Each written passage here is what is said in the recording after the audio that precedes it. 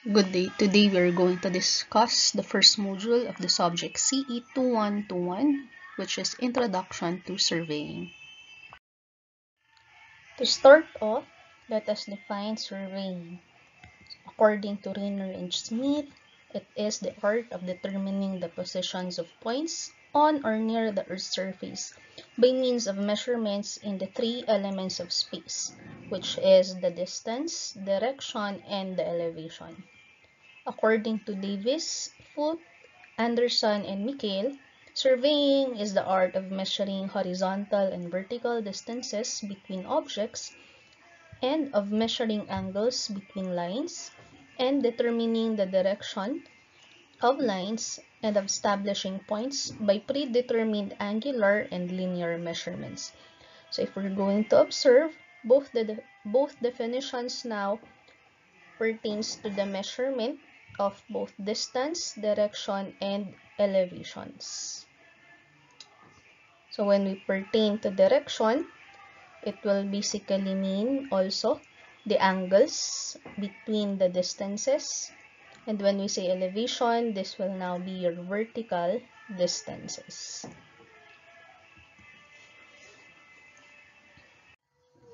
Another definition of surveying is by Clark, which is stating that surveying is the art of making measurements of relative positions of points on the surface of the earth that, on drawing them to scale, the natural and artificial features may be exhibited in their correct horizontal and vertical relationships.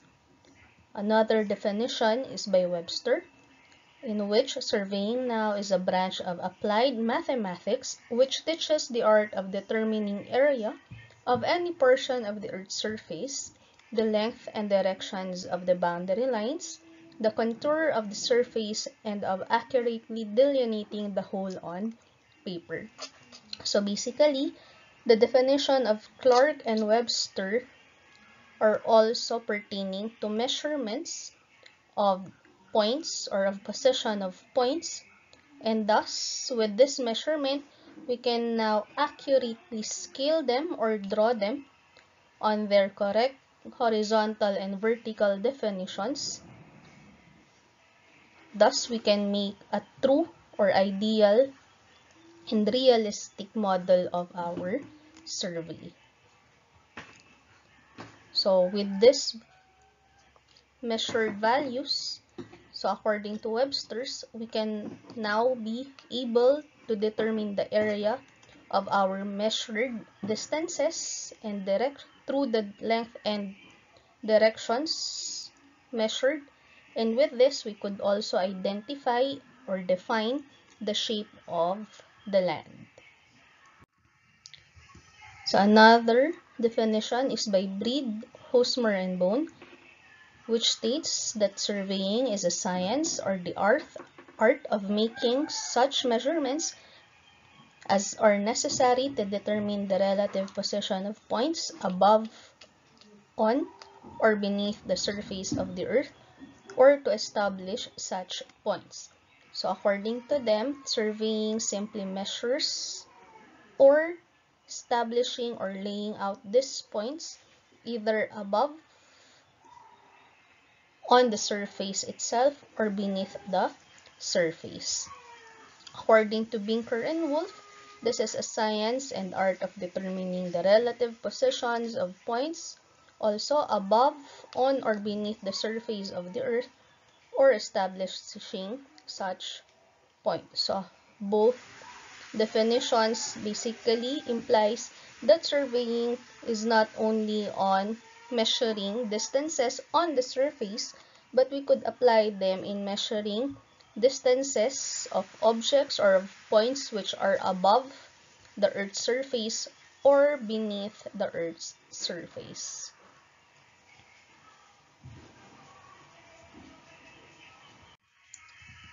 So keynotes based on the different definitions of surveying, basically it is now an application to measure or establish the points. And from these points, we are able to measure the distances And these distances can either be horizontal or vertical. So when we say vertical distances, these are now the distances measured above or beneath the surface, and the horizontal distance are the measurements measured on the Earth's surface. And then, aside from distances, we could also measure the angles, in which we are able to identify now the directions of the lines measured in surveying. So with these measured values or established values, we can now determine the area, the contour or the shape of the lot or of the land, and we are able to define now these values through a scale and on drawings. So there are now two classifications of surveying, that is plane surveying and geodetic surveying. So for plane surveying, basically we consider now Earth's surface as a flat surface. With this, we ignore the curvature of the Earth. So measured lines are always a straight line, and the triangles and angles measured are called planes and plane angles respectively. And plane surveying is usually carried out for small areas, while for geodetic surveying, this is now considering the curvature of the Earth. And then, the lines now measured through geodetic surveying is considered a curved line, and the triangles and angles measured in geodetic surveying are called spherical triangles and spherical angles. So they are now carried out for larger areas, and they are more precise compared to plane surveying. As for geodetic surveying, we are taking into account the true shape of the Earth. So to understand further geodetic survey and the plane survey, so we have here the Earth's surface, which is actually a terrain with high and low points. So we have here your geoid or a datum, which is a reference line in our surveys. So in taking into account 2 points at point A and point B, so if we're going to measure the distance between these 2 points through surveying, so the horizontal distance between point A and point B is what we call your plane survey line of equal elevation. And if we're going to base it on the datum, we now have what we call your geodetic survey line of equal elevation. So this is the measured elevation of our rod A and rod B. So if we're going to take into account the distance now between A and B for geodetic surveying is from this point to this point. So it's curvilinear for geodetic surveying. So for the types of surveys, we have different types based on their purpose. So the first one is a cadastral survey. A second one is a city survey. So a cadastral survey is usually a closed survey and is usually undertaken in urban and rural locations. So its purpose is to determine and define property lines, boundaries, corners, and area of your lots. So it's used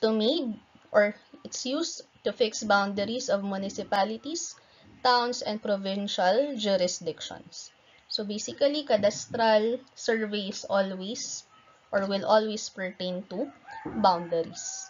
And then for city surveys, they are surveys of areas in and near a city area. Its purpose is for planning expansions or improvements, locate property lines and fix reference monuments, and determine physical features and configuration of the land. So it's also used to prepare maps.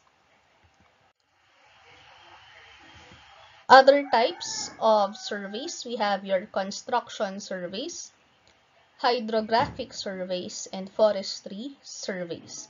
For construction surveys, these are used for construction site or at construction sites, and they provide now data regarding grades, the reference lines, dimensions, and ground configuration of your site. So it provides location and elevation of structures which are the area of concern to engineers, architects, and builders. For hydrographic surveys, they are used for surveying streams, lakes, reservoirs, and other bodies of water. So it's used to map shorelines and chart the shape of areas underlying your water surfaces. So it's also used to measure flow upstream and in general importance with navigation. It also used for water supply and resources, flood control, irrigations, and hydroelectric power production. For forestry surveys, they are executed in connection with forest management and mensuration, production, and conservation of forest lands. Other types would also include your industrial surveys and mine surveys. So for industrial surveys, they are also known as optical tooling. So they are used in shipbuilding, construction, and assembly of aircraft. It's used to lay out and install heavy and complex machineries. And they are also applied in industries where very accurate dimensional layouts are required. Mine surveys are performed to determine positions of all underground excavations and surface mine structures. So they are used to fix surface boundaries of mining claims and determine geological formations. So for geological formations, mine surveys are used to identify if there are any sinkholes, caves underground, and the like. So it's also used to calculate excavated volumes and establish lines and grids for other related mining works.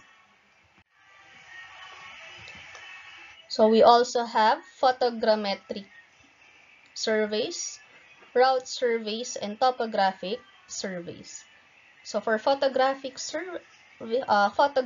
surveys, they use now photographs which are taken with specially designed cameras. So it's either from airplanes, so aerial photograph, or ground stations. And they are used in conjunction with limited ground surveys. So these are used basically if we cannot apply the conventional ground surveys.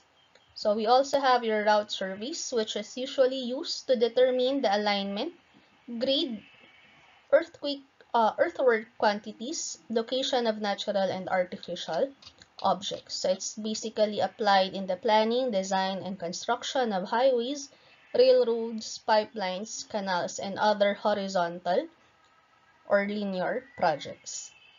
For topographic surveys, they are used to determine the shape or the contour of ground, and it's also used for the location and elevation of natural and artificial features. So we use now different surveying instruments in our surveying. The first one is the telescope, which was invented in 1607 and was initially used for astronomical observations. The very first or early surveying instruments that used a telescope was when there was an introduction of crosshairs, which was used to fix the line of sight. So one of these modern surveying instruments that have telescopes in them are your theodolites, your transits, and your levels.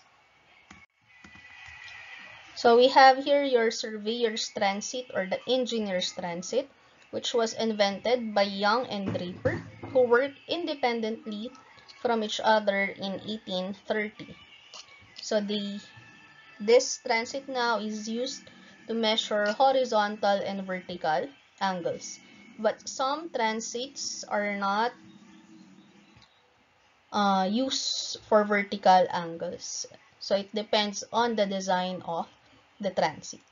Another surveying instrument is the plane table. So if we're not going to use a telescope, then we can use a simple Adelaide, which is attached to a plane table. So it's usually used in field mapping. So it consists of a board attached to a tripod. So it can be leveled or rotated to any desired direction. So with this,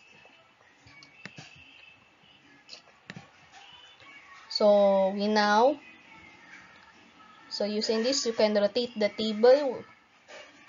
So you can look on this opening.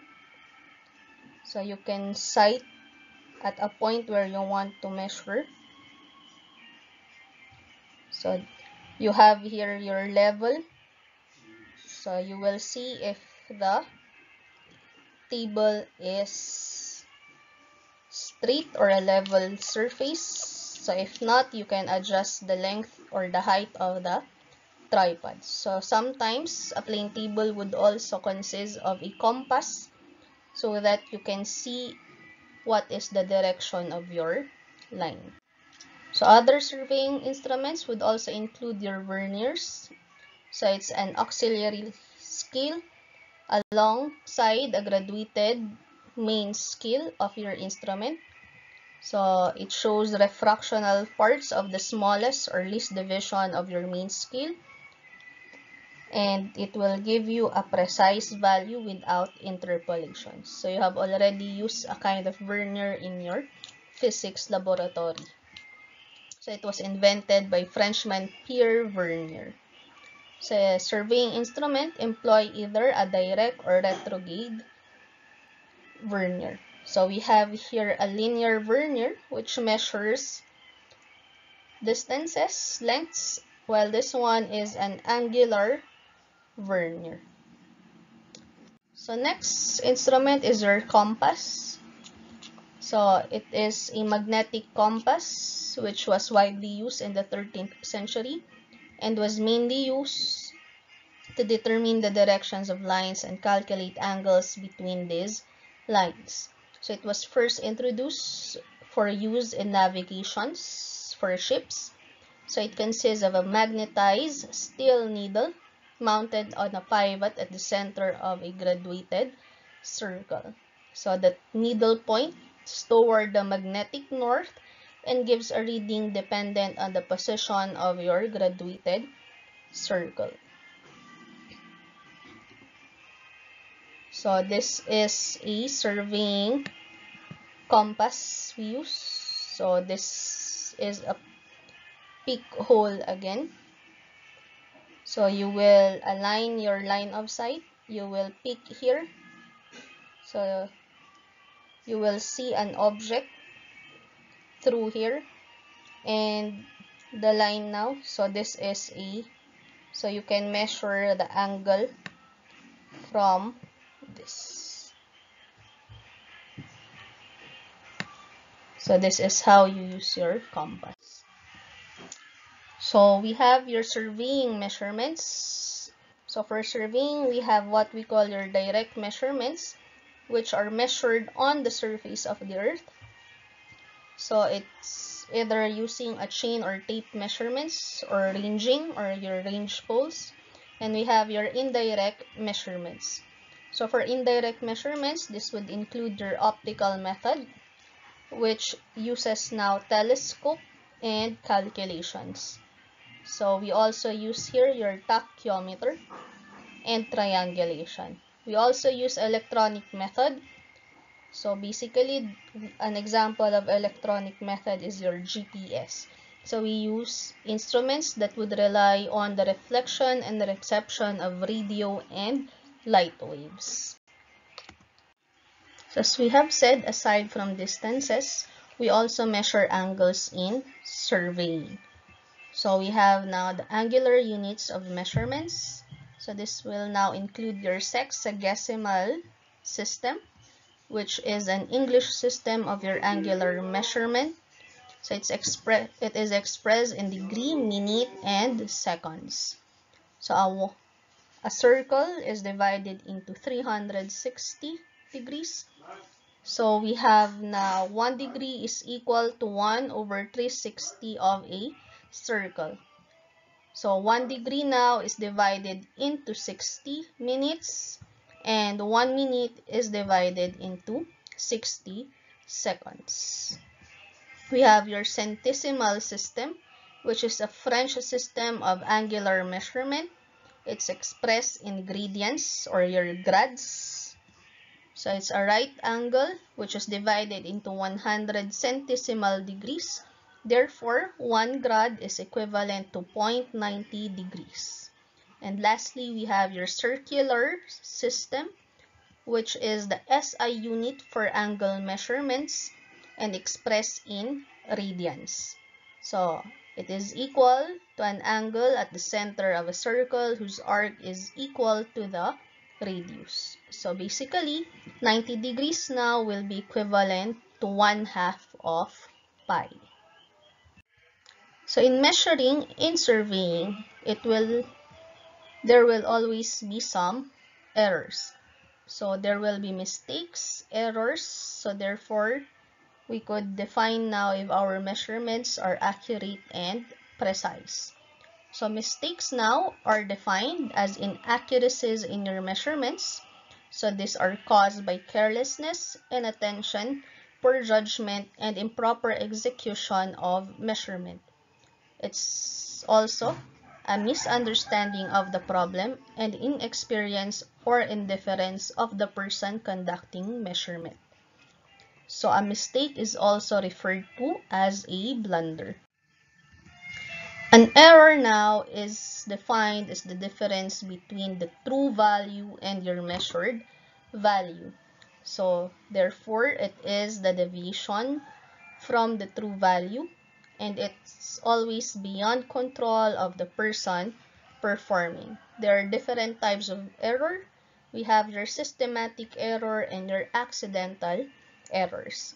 So a systematic error will always have the same sign and magnitude and will always be under constant and unchanged condition.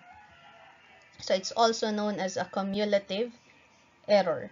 So with this, you could always make adjustments for systematic errors as there is always a constant condition. For accidental errors, as from the name itself, it happens due to pure accidents.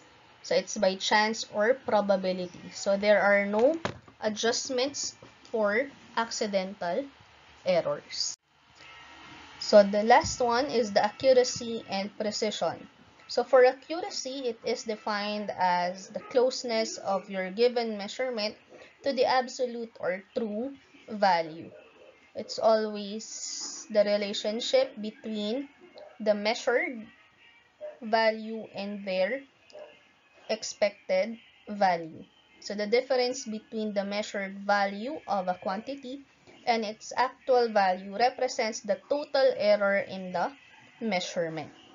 So an example of accuracy for an experimental value of 3.159 for pi and an actual value is 3.141.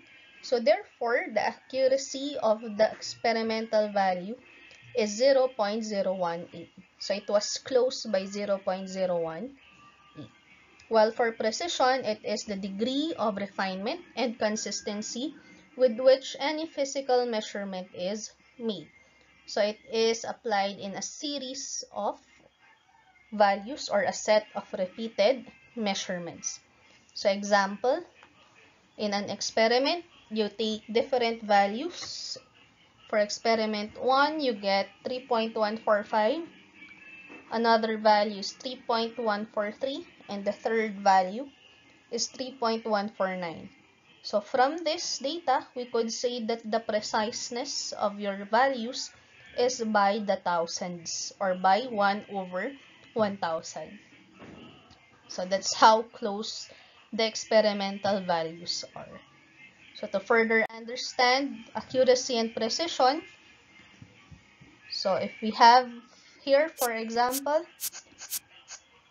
so if all values are located close enough and on the target or the bullseye, this one now is an example of high accuracy and high precision. While this one, so the darts are all close together, but they are very far from the target. So this is an example of low accuracy and high precision. So they are all near the target, but they are very far from each other. So this is an example of high accuracy but low precision. And the last one, all targets or all darts are far from the target or the bullseye and are very far from each other. So it's an example now of low accuracy and low precision. So in measurement, we would always want to have the first one, which is high accuracy and high precision. So we have your theory of probability.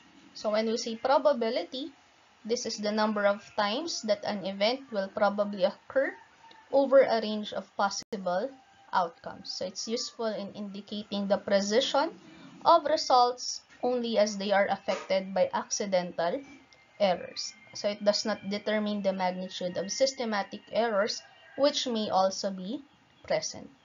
So for this, we have now different values that can be computed through the theory of probability.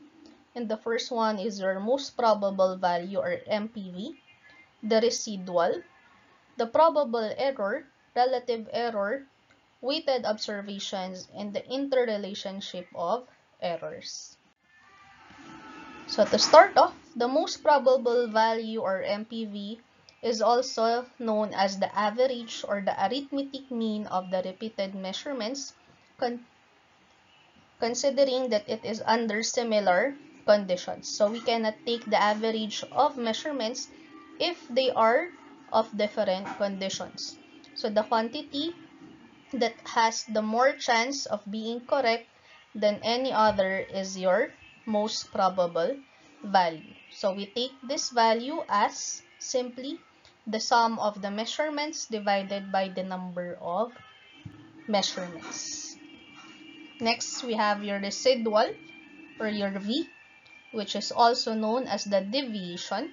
So it's the difference between any measured value of a quantity and its most probable value. So we can compute for the deviation or residual as the value of the measured value minus the average or the mean. Next, we have your probable error, or PE. This is the quantity which, when added or subtracted to the most probable value, will define a range in which there is 50% chance that the true value is within or outside the limit. So we have two ways of computing the probable error. The first one is an equation if you want to get the probable error for a single measurement, and the second equation is for the mean value, or for the probable error of the average value. We have your relative error, or also known as the relative precision, RP. It is expressed now as a fraction and is the ratio of the magnitude of error to the magnitude of the quantity measured. So it's simply the error, or the true value, minus the experimental values divided by the quantity measured. So next we have your weighted observations, which is the number of measurements taken for a particular quantity and how important this measurement is. So it's assumed that the weights are inversely proportional to the square of your probable errors. So the more important the measurement was, the lesser the error would be. Next is the interrelationship of errors, which identifies how the final results are affected when subjected to accidental errors. And there are two types of interrelationship of your errors. We have your summation of errors, which can be computed as positive or negative square root of the sum of your squares of probable errors. And we have the product of errors, which is equivalent to the positive or negative square root of the magnitude times the product or times the probable error of the second value squared plus the square of the second measurement times the probable error of the first value. So to understand further, let's solve an example. So the following values are determined in a series of tape measurements of a line.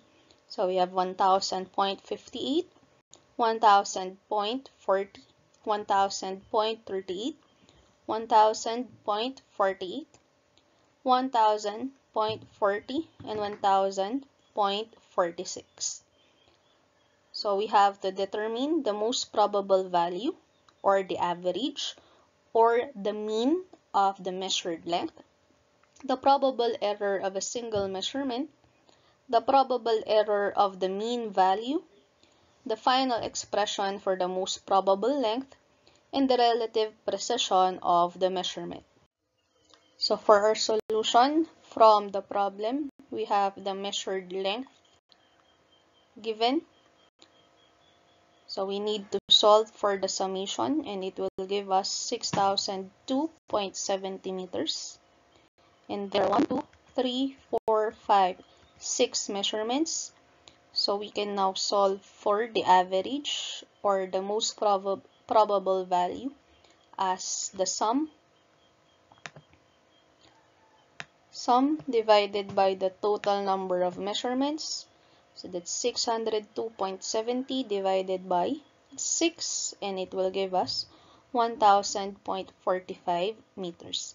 So this is our most probable value or the mean or the average of the measured length. From here, we can now solve for the residual or the deviation as the measurement minus your mean value. So that's simply the measured length minus the average. So for the first one, we'll have 1000.58 minus 1000.45, and it will give us positive 0.13. Second value is 1000.40 minus 1000.45, so negative 0.05, followed by negative 0.07, positive 0.03, negative 0.05, positive 0.01, and the sum now for these values is equal to 0. So next, we solve for your square of the deviation. So we have here the square of the deviation. So 0.13 squared is 0.0169, 0.0025, 0.0049, 0.0009, 0.0025, 0.0001, and the sum will give us 0.0278. So from this, we can now solve for the probable error of a single measurement. So we substitute your v squared in the equation. So we'll get 0.06745 square root of 0.0278 divided by 6 minus 1. 6 is the number of measurements, and it will give us positive or negative 0.05 meters. And then we can also solve now for the probable error of the mean value or average value. So we'll have positive or negative 0.6745 times the square root of v squared divided by n times n minus 1, which will give us positive or negative 0.02 meters. And from here, we can solve now for your relative precision for your single measurement. So 0.05 divided by the average. So probable error divided by the average will give us 1 over 2009. So round it off to the nearest thousand. So we'll have 2000.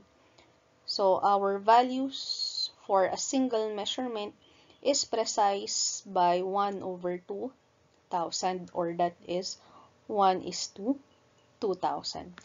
And then we have the relative precision for your mean will give us 2 over 100,045, or that is now 1 over 50,000.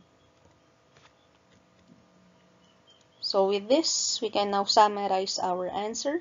So the length of the measured line is 1000.45 plus or minus 0.2 meters, meaning the true value of our measured line can either be 1043 to 1047, but there is only a 50% chance that our value is within this range. There is also a 50% chance that the true value is less than 1043 or greater than 1000.47. But the most probable value based on our measured length is 1000.45 meters. So next we have example number 2.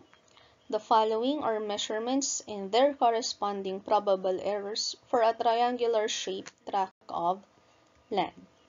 So we're given A is 162.54 plus or minus 0.03 meters. The second line or second side is 234.26 plus 0.05 meters. And C is 195.70 plus 0.04 meters. So let's determine the probable error of the sum and the most probable value of the perimeter.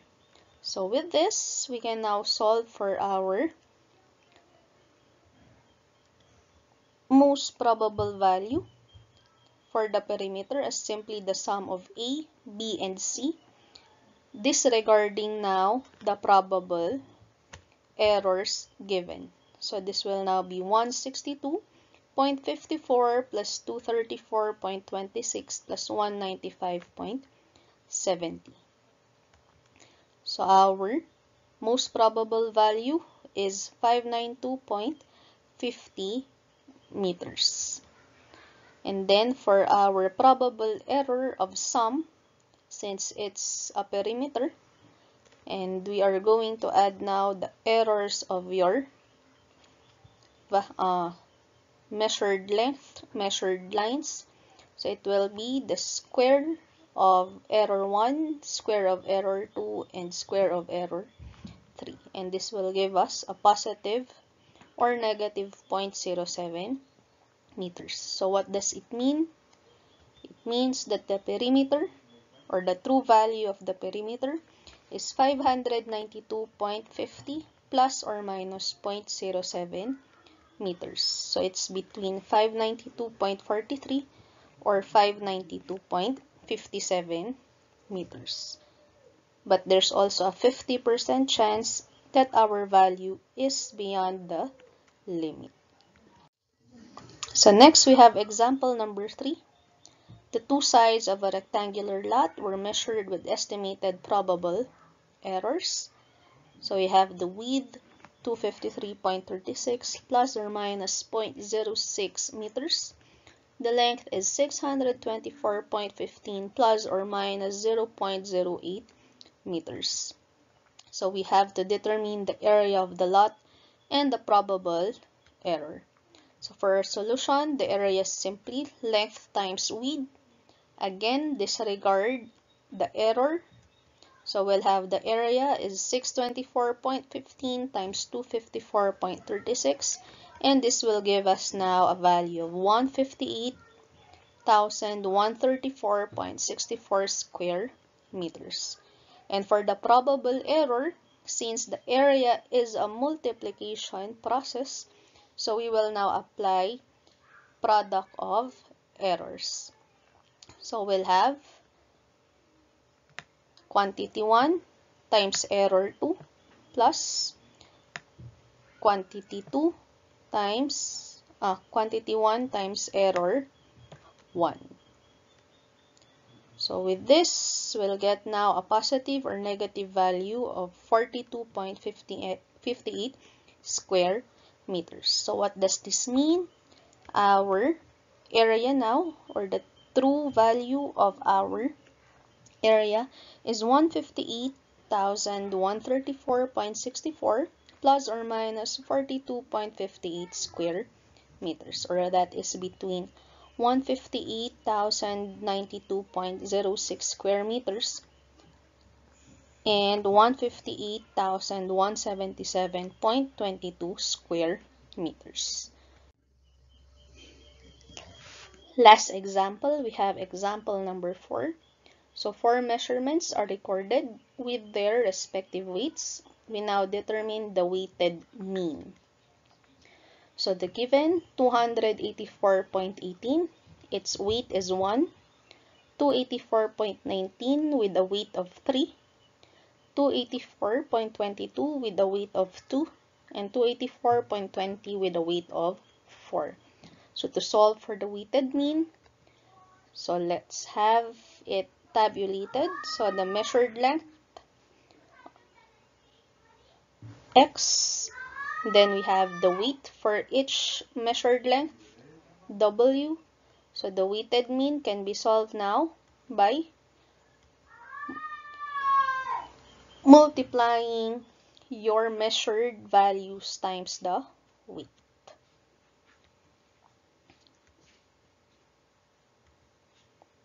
So take the sum of the weight and of the products. So 10 and 284, 1.99 meters. So the weighted mean now is simply the sum of the product of X and W divided by the sum of the weight. So the weighted mean WM is equal now to 2841.99 meters divided by 10, and that will give us 284.199 meters. So thank you for listening in Module 1. For your evaluate problems, please solve the following.